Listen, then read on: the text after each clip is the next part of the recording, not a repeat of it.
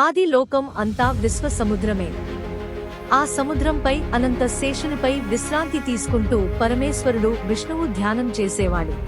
ఆయన నాభి నుండి ఒక పద్మం పుట్టింది.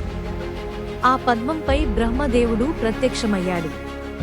అప్పుడు సృష్టి ప్రారంభమైంది.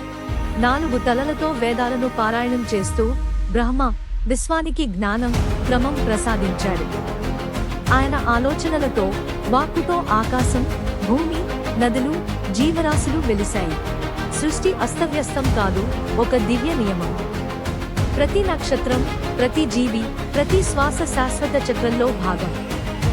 ఈ గాథ మనకు చెప్పేది ఏమిటంటే, ఈ విశ్వమే పవిత్రం, జీవితం దేవుని ప్రసాదం. హిందూ ధర్మంలోని ఈ శాశ్వత గాథలు మీకు నచ్చితే లైక్, షేర్, సబ్స్క్రైబ్ చేయడం మర్చిపోవద్దు. మరిన్ని దివ్య గాథలను తెలుసుకోవడానికి మాతో కొనసాగండి.